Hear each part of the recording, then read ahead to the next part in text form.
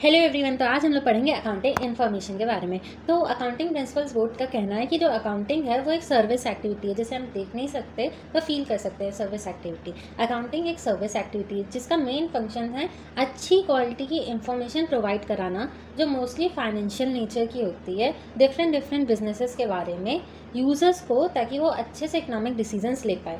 नहीं समझ आए तो सिंपल सी बात है कि अकाउंटिंग ऐसी सर्विस एक्टिविटी है जिसका मेन काम है अच्छी फाइनेंशियल इन्फॉर्मेशन डिफरेंट बिजनेसेस के बारे में यूज़र्स तक पहुंचाना, ताकि यूज़र्स अपने डिसीजंस अच्छे से ले पाएँ। हर स्टेप अकाउंटिंग प्रोसेस का, कौन कौन से स्टेप है मेरे साथ बोलो। आइडेंटिफाई करना, सेकेंड मेज़र करना, थर्ड है हमारा रिकॉर्ड करना, फोर्थ है क्लासीफाई करना, फिफ्थ है हमारा समराइज़ करना, सिक्स्थ है हमारा एनालाइज और इंटरप्रेट करना, सेवेंथ है हमारा क्या है, कम्युनिकेट कर देना यूज़र्स तक। तो ये जितने भी स्टेप है अकाउंटिंग प्रोसेस में, ये इंफॉर्मेशन को जनरेट करते हैं, जो अपने आप में एंड तो नहीं है पर एक रास्ता है जिससे हम लोग ईजिली कम्युनिकेट कर सकते हैं इंफॉर्मेशन को यूज़र्स तक। अब देखते हैं टाइप्स ऑफ अकाउंटिंग इन्फॉर्मेशन। तो ये पहले ही बता दिए कि अकाउंटिंग इन्फॉर्मेशन वो सारी फाइनेंशियल स्टेटमेंट्स जो कि बुक कीपिंग की हेल्प से जनरेट होती है, जिससे यूज़र्स को हेल्प होती है, ईजिली वो अपने डिसीजंस ले पाते हैं, उन्हें कहते हैं। जो फाइनेंशियल स्टेटमेंट्स हैं वो दो तरह की होती है, इनकम स्टेटमेंट और पोजीशन स्टेटमेंट। इनकम स्टेटमेंट यानी कि profit and loss account, position statement यानी कि बैलेंस शीट। तो जो इन्फॉर्मेशन है, ये जो फाइनेंशियल स्टेटमेंट यानी कि प्रॉफिट एंड लॉस अकाउंट और बैलेंस शीट हमें जो इन्फॉर्मेशन देते हैं वो क्या है, तीन तरह की हैं। पहले तो प्रॉफिट से रिलेटेड इन्फॉर्मेशन मिलती है। तो जो इनकम स्टेटमेंट यानी कि प्रॉफिट एंड लॉस अकाउंट है, वो हमें क्या अवेलेबल कराता है, अकाउंटिंग की इन्फॉर्मेशन जो कि प्रॉफिट या लॉस के बारे में होती है, कि एक साल में, एक अकाउंटिंग पीरियड में एक बिजनेस को कितना प्रॉफिट या लॉस हुआ, वो हमें इनकम स्टेटमेंट से पता चलता है। एक साल यहाँ पे एक अकाउंटिंग पीरियड का मतलब है 1 अप्रैल से 31 मार्च। अभी हम कौन से अकाउंटिंग पीरियड में हैं, 1 अप्रैल 2023 टू 31 मार्च 2024। अब एक जो फर्म है, मतलब एक पार्टनरशिप फर्म कह लो या सोल प्रोप्राइटरशिप फर्म कह लो, वो क्या बनाता है, ट्रेडिंग अकाउंट बनाता है, जो कि प्रॉफिट एंड लॉस का ही एक पार्ट होता है, जिससे हमें ग्रॉस प्रॉफिट या ग्रॉस लॉस का पता चलता है। और वो क्या बनाता है, प्रॉफिट एंड लॉस अकाउंट बनाता है, जिससे हमें नेट प्रॉफिट या नेट लॉस का पता चलता है। एक कंपनी जो होती है वो statement of profit and loss बनाती है उस फॉर्मेट में जो कंपनीज एक्ट के पार्ट 2 शेड्यूल 3 में लिखा हुआ है। इससे वो क्या डिटरमाइन करते हैं, अपनी कंपनी का नेट प्रॉफिट या नेट लॉस। अब एक जो एनजीओ होता है, नॉट फॉर प्रॉफिट ऑर्गेनाइजेशन, जिसे एनपीओ भी कुछ लोग कहते हैं, वो इनकम एंड एक्सपेंडिचर अकाउंट बनाता है अपना सरप्लस या डेफिसिट डिटरमाइन करने के लिए। सेकेंड इन्फॉर्मेशन जो हमें मिलती है वो फाइनेंशियल पोजीशन से रिलेटेड होती है। तो जो पोजीशन स्टेटमेंट है यानी कि बैलेंस शीट है, वो हमारे पास क्या अवेलेबल कराता है, जो भी इन्फॉर्मेशन एक बिजनेस के फाइनेंशियल पोजीशन से रिलेटेड है। वो जो पोजीशन स्टेटमेंट है वो इन्फॉर्मेशन देता है हमें एसेट्स, एक कंपनी के पास कितने एसेट्स हैं, कितना अमाउंट उसके पास आने वाला है, कितने उसके कैश और बैंक में पैसा है, ये सब हमें किससे पता चलता है, पोजीशन स्टेटमेंट से। इससे हमें ये भी पता चलता है कि कितनी एक बिज़नेस की लायबिलिटीज़, यानी कि कितना पैसा एक बिज़नेस को दूसरों को देना है, कितना लोन्स में लिए हैं, एक बिज़नेस ने लोन्स ले रखा है, कितने क्रेडिटर्स हैं, कितना पैसा देना है, और कितनी ओनर्स की कैपिटल है, कितना अमाउंट ओनर्स ने इन्वेस्ट किया है। ये सब हमें कौन बताता है, पोजीशन स्टेटमेंट बताती है। थर्ड इन्फॉर्मेशन है कैश फ्लो से रिलेटेड। तो कैश फ्लो स्टेटमेंट जो होता है वो हमें बताता है कि एक बिजनेस में किन किन एक्टिविटीज़ में कहाँ से कैश आया और कहाँ से कैश गया। Both inflow and outflow of cash एक पीरियड का हमें कैश फ्लो स्टेटमेंट बताता है। ये बहुत यूज़ होता है क्योंकि बहुत से डिसीजन, जैसे कि लाइबिलिटीज़ को पे करना, डिविडेंड पे करना, बिजनेस बड़ा करना, इन सब के लिए कैश अवेलेबल होना बहुत ज़रूरी होता है। तो अब आते हैं हम लोग नेक्स्ट टॉपिक के ऊपर, जो कि है qualitative characteristics of accounting information. एक अकाउंटिंग इन्फॉर्मेशन में क्या क्या क्वालिटीज़ होनी चाहिए। तो 4 क्वालिटीज़ हैं, पहले नाम देख लेते हैं। फर्स्ट है रिलायबिलिटी, सेकेंड है रेलिवेंस, थर्ड है अंडरस्टैंडेबिलिटी और फोर्थ है हमारी कंपैरेटिबिलिटी। तो फर्स्ट पे चलते हैं। फर्स्ट है हमारी रिलायबिलिटी। तो अकाउंटिंग इन्फॉर्मेशन रिलायबल होनी चाहिए। रिलायबल का मतलब इसको वेरीफाई कर सकते हैं, उसमें कोई भी भेदभाव, बायसनेस नहीं हुई है, कोई भी गड़बड़ी, मटीरियल एरर, कोई भी गड़बड़ी, कोई भी कुछ नहीं है, बिल्कुल शुद्ध सही वेरीफाई कर सकते हो, चेक कर लो, 100% करेक्ट होनी चाहिए, रिलायबल होनी चाहिए। मतलब कोई भी आके चैलेंज कर दे कि ये कहाँ से आपने दिखाया है, तो आपके पास पूरे अकाउंटिंग रिकॉर्ड्स हैं, बिल्कुल सब जनरल लेजर, सारी एविडेंस ट्रांजैक्शन का सब होना चाहिए कि ये हमने इस वजह से लिखा है, पूरा वेरीफाई हो सकता है वो। सेकेंड है रेलिवेंस। तो अकाउंटिंग इन्फॉर्मेशन यूज़र के लिए रेलिवेंट होनी चाहिए, उपयुक्त होनी चाहिए। अब ये उपयुक्त कैसे होगी, अगर यूज़र की जो नीड है वो इन्फॉर्मेशन फुलफ़िल कर दे रही है, उसको हेल्प कर दे रही है उसकी डिसीजन मेकिंग में, तो वो उस यूज़र के लिए रेलिवेंट है। थर्ड है अंडरस्टैंडेबिलिटीज़। अंडरस्टैंडेबिलिटी का मतलब है कि जो इन्फॉर्मेशन हम लोगों को दे रहे हैं अपनी फाइनेंशियल स्टेटमेंट से, वो इस तरह से दे कि यूज़र्स उसे आराम से अच्छे से समझ पाए, अंडरस्टैंड कर पाए, उन्हें कोई भी डिफ़िकल्टी ना हो उसे समझने में। फोर्थ है कंपैरेबिलिटी। कंपैरेबिलिटी का मतलब है कि जो यूज़र्स हैं वो ये अकाउंटिंग इन्फॉर्मेशन का कंपैरिजन कर पाएँ, चाहे वो एक ही एंटरप्राइज का डिफरेंट ईयर्स का कंपैरिजन कर पाए, चाहे वो एक बिजनेस एंटरप्राइज को दूसरे बिजनेस एंटरप्राइज से कंपैरिजन कर पाए। पढ़ते हैं इसके बारे में। Comparability means that the user should be able to compare the accounting information of an enterprise of the period either with the other periods known as intrafirm comparison और with the accounting information of other enterprises known as interfirm comparison. अब यहाँ पे दो words हमारे सामने आ रहे हैं, इंट्राफर्म और इंटरफर्म। तो क्या है, पहले तो नॉर्मल लाइफ का एग्जाम्पल से समझते हैं। सब लोग स्कूल जाते होंगे, सबके स्कूल में मोस्टली 4 तरह के हाउसेज होते हैं, एक रेड, एक ब्लू, एक ग्रीन और एक येलो। तो जब आपके स्कूल में कुछ फंक्शन होता है, समझो चेस टूर्नामेंट हो रहा है, तो जब आपके स्कूल के ही बच्चे, अलग अलग हाउसेस के बच्चे उस टूर्नामेंट में कॉन्टेस्ट कर रहे हैं, पार्ट ले रहे हैं और कम्पीट कर रहे हैं, तो वो इंट्रा फॉर्म है। एक फॉर्म के अंदर का ही कंपैरिजन चल रहा है, कॉन्टेस्ट चल रहा है, उसे इंट्रा फॉर्म समझ लो।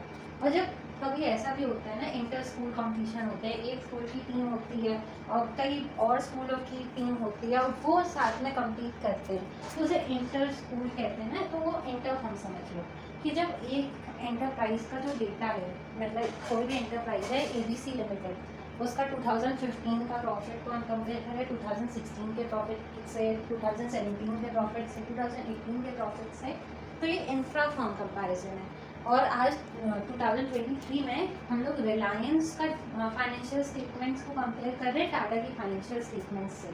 तो ये क्या है, इंटर फर्म कंपैरिजन है। आई होप आपको ये समझ आ गया होगा। तो चलते हैं नेक्स्ट टॉपिक की तरफ, जो कि है हमारे यूज़र्स ऑफ अकाउंटिंग इन्फॉर्मेशन। अब ये यूज़र्स शब्द हमारे पूरे चैप्टर में बहुत बार आया है, तो जानते हैं अब विस्तार से कि ये यूज़र्स आखिर में है कौन। तो यूज़र्स भी दो तरह के होते हैं, इंटरनल और एक्सटर्नल। तो पहले आते हैं इंटरनल यूज़र्स में। तो इंटरनल यूज़र्स वो यूज़र्स हैं जिनके पास जैसे फाइनेंशियल स्टेटमेंट्स गई, तो ये फाइनेंशियल स्टेटमेंट बनी कैसे, वो अकाउंटिंग रिकॉर्ड्स तक का एक्सेस होता है कि वो चाहे तो वो रिकॉर्ड्स देख सकते हैं जिनसे वो फाइनेंशियल स्टेटमेंट्स बनी हैं, वो होते हैं इंटरनल यूज़र्स। इंटरनल यूज़र्स में भी दो तरह के होते हैं, ओनर्स और मैनेजमेंट। तो पहले हैं हमारे ओनर्स। तो ऑब्वियसली किसी भी कंपनी का जो ओनर है उसने उस कंपनी में पैसा लगाया है, कैपिटल लगाया है, रिस्क तो लिया, कंपनी डूब गई तो उसका पैसा डूब गया, तो उसको तो इंटरेस्ट होगा ही ना जानने में कि कंपनी को लॉस हो रहा है कि प्रॉफिट हो रहा है, कि उसने जो पैसा लगाया है वो उसका सेफ है कि डूब गया। तो इसलिए वो फाइनेंशियल स्टेटमेंट्स का यूज़ करता है। जो फाइनेंशियल स्टेटमेंट्स है वो उसे इन्फॉर्मेशन देते हैं कि एक साल में उस बिज़नेस को कितना लॉस हुआ, कितना प्रॉफिट हुआ, और एक साल के बाद आखिरी दिन पे उस बिज़नेस की पोजीशन कैसी है।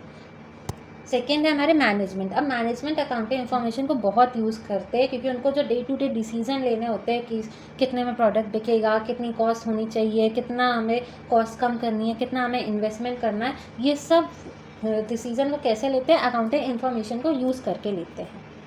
अब आते हैं एक्सटर्नल यूज़र्स। एक्सटर्नल यूज़र्स वो यूज़र है जिनको अगर फाइनेंशियल स्टेटमेंट्स दो तो उनको अपना डिसीजन सिर्फ फाइनेंशियल स्टेटमेंट के बेसिस पर ही लेना है। वो फाइनेंशियल स्टेटमेंट किन रिकॉर्ड्स से बनाई गई है उसका एक्सेस उन्हें नहीं होता। वो ये नहीं कह सकते फाइनेंशियल स्टेटमेंट कैसे बनी, वो रिकॉर्ड्स मुझे ला के दिखाओ, वो उन्हें नहीं दिखाए जा सकते। अब ये कितने टाइप के हैं, तो पहले देख लो। फर्स्ट है एम्प्लॉयज़ एंड वर्कर्स, सेकेंड है bank and financial institution, third है इन्वेस्टर्स, फोर्थ है क्रेडिटर्स, फिफ्थ है गवर्नमेंट, सिक्स है हमारी पब्लिक और सेवन्थ है हमारे रिसर्चर्स। 7 तरह के एक्सटर्नल यूज़र्स दिए गए हैं बुक में। तो पहले पे आते हैं जो कि हमारे एम्प्लॉयज़ एंड वर्कर्स हैं। ये कंपनी में बहुत सारे एम्प्लॉयज़ और वर्कर्स काम करते हैं। हर साल में उन्हें क्या मिलता है, हर साल के एंड में बोनस मिलता है। बोनस ऐसा तो नहीं कंपनी लॉस में जा रही तब भी बोनस देगी, जब कंपनी को प्रॉफिट होता है तो एम्प्लॉयज़ को बोनस मिलता है। तो अब उन्हें तो इंटरेस्ट होगा ना जानने में कि कंपनी ने कितना प्रॉफिट किया, जिस हिसाब से उन्हें पता चलेगा कि इस साल उन्हें बोनस होगा कि नहीं होगा। इसके अलावा भी फाइनेंशियल स्टेटमेंट हमें बताता है कि कंपनी ने जो एम्प्लॉयज़ के लिए प्रोविडेंट फंड होता है या एम्प्लॉयज़ के लिए स्टेट इंश्योरेंस होता है, उसका जो पैसा है वो डिपॉजिट किया कि नहीं किया, और किया तो सही अथॉरिटी, प्रॉपर जो अथॉरिटी है उसके साथ किया कि ऐसे ही कहीं भी कर दिया। तो इसको देखने के लिए एम्प्लॉयज़ और वर्कर्स क्या देखते हैं, फाइनेंशियल स्टेटमेंट्स को देखते हैं।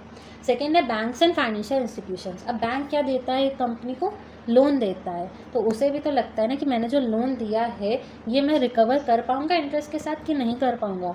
तो ये वो कैसे जान सकता है? उस कंपनी की फाइनेंशियल स्टेटमेंट्स को एनालाइज़ करके, उसको देखकर वो पता लगा सकता है कि कंपनी प्रोग्रेस कर रही है, कंपनी को प्रॉफिट हो रहा है कि नहीं हो रहा है, जिससे उसे पता चल जाएगा कि इस कंपनी को लोन देना चाहिए कि नहीं देना चाहिए, और अगर दे दिया है लोन तो फिर वो लोन कितना सेफ़ है और उसका टाइम पर इंटरेस्ट मिल पाएगा कि नहीं मिल पाएगा। ये बैंक्स को कैसे पता चलता है? जब वो अकाउंटिंग इन्फॉर्मेशन को एनालाइज़ करते हैं तब पता चलता है। तीसरे हमारे इन्वेस्टर्स या पोटेंशियल इन्वेस्टर्स। अब कोई कंपनी है तो उसमें बहुत से लोग अपना पैसा लगाते हैं, इन्वेस्ट करते हैं, उसे इन्वेस्टर्स कहते हैं। और पोटेंशियल इन्वेस्टर्स मतलब वो लोग जो कंपनी में पैसा लगा सकते हैं, वो पोटेंशियल इन्वेस्टर्स।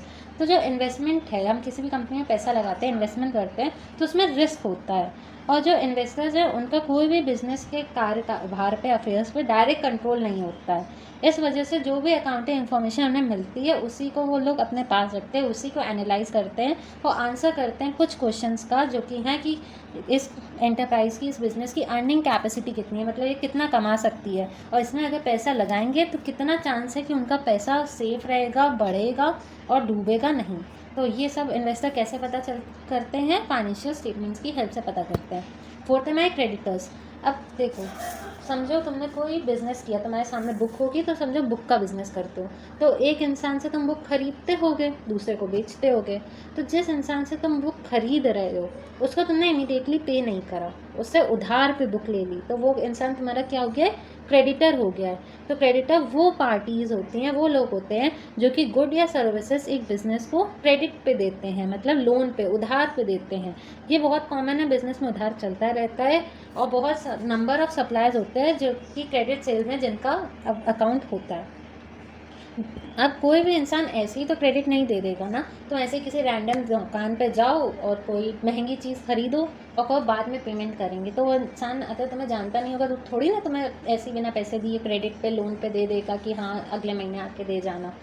तो यही क्रेडिटर्स के साथ भी होता है, वो ऐसे ही हर फर्म को थोड़ी ना सेल कर सकते हैं क्रेडिट पे कि हाँ ले जाओ सामान, बाद में जब आपकी सेल्स हो तो हमें पैसा दे जाना। तो इसके लिए वो क्या करते हैं? एक बिज़नेस की फाइनेंशियल स्टेटमेंट्स को एनालाइज करते हैं और ये पता लगाते हैं कि ये बिज़नेस सही है कि इसको मैं क्रेडिट दे सकता हूँ या नहीं दे सकता। ऐसा तो नहीं बिज़नेस लॉस में चल रहा हो, मेरा पैसा डूब जाए। तो ये क्रेडिटर्स भी फाइनेंशियल स्टेटमेंट्स का अपनी हिसाब से यूज़ करते हैं, जिससे वो बहुत अच्छे से पता लगा पाए कि किस बिज़नेस को उन्हें क्रेडिट देना है और किस बिज़नेस को उन्हें क्रेडिट सेल नहीं करनी है। अब फिफ्थ है हमारा गवर्नमेंट और उसकी अथॉरिटीज़। तो गवर्नमेंट फाइनेंशियल स्टेटमेंट्स का यूज़ करती है नेशनल इनकम निकालते टाइम, कि एक कंपनी की जितनी भी इनकम होती है उसे नेशनल इनकम निकालते समय ध्यान में रखा जाता है, जिससे कि नेशनल इनकम निकलती है, और नेशनल इनकम निकल आती है तो गवर्नमेंट उसकी हेल्प से बहुत सारे देश के पॉलिसी डिसीजंस ले सकती है। और गवर्नमेंट की और भी अथॉरिटीज़ होती हैं और जो फाइनेंशियल स्टेटमेंट्स को यूज़ करती हैं। क्यों यूज़ करती हैं? जैसे गवर्नमेंट को क्या लेना होता है? टैक्स लेना होता है एक कंपनी से, जैसे कि कस्टम ड्यूटी लेनी होती है, जीएसटी लेना होता है, इनकम टैक्स लेना होता है। तो ये कंपनी ने करेक्ट टैक्स दिया कि नहीं दिया, ये कैसे पता चलेगा? उसके जितने भी फाइनेंशियल स्टेटमेंट्स है उसका एनालिसिस करके पता चलेगा कि कंपनी ने सही टैक्स दिया है कि टैक्स की चोरी करी है। सिक्स है हमारा पब्लिक। तो जो जनता होती है उसे भी बड़ा इंटरेस्ट होता है फाइनेंशियल स्टेटमेंट्स में डिफरेंट बिजनेसेस की। क्यों होता है? चलो जानते हैं। जो पब्लिक होती है ना, उन्हें देखना होता है कि जो बिज़नेस आजकल चल रहे हैं वो हमारी सोसाइटी में, हमारी इकोनॉमी में कितना अपना कंट्रीब्यूशन दे रहे हैं, अलग अलग तरह से। कितने लोगों को वो एम्प्लॉयमेंट दे रहे हैं, कितने सप्लायर्स तक वो अपनी पैट्रोनेज शो कर रहे हैं, और भी कई सारी चीज़ें उन्हें देखनी होती हैं। उनको ये भी देखना होता है कि ये जो बिज़नेस है ये हमारे इन्वायरमेंट के लिए कितना कंसर्न है और कितना कॉर्पोरेट सोशल रिस्पॉन्सिबिलिटी की तरह से अपना अमाउंट स्पेंड कर रहे हैं। तो ये जो फाइनेंशियल अकाउंटिंग है ये ऐसे ही सारी फाइनेंशियल इंफॉर्मेशन पब्लिक तक पहुंचाती है ताकि वो अपना डिसीजन ले पाएँ। सेवेंथ होता है हमारे रिसर्चर्स। जो रिसर्चर्स होते हैं वो भी अकाउंटिंग इंफॉर्मेशन को यूज़ करते हैं अपने रिसर्च वर्क को करने के लिए। आज का लेक्चर इतना ही। नेक्स्ट लेक्चर तक के लिए थैंक यू एवरीवन।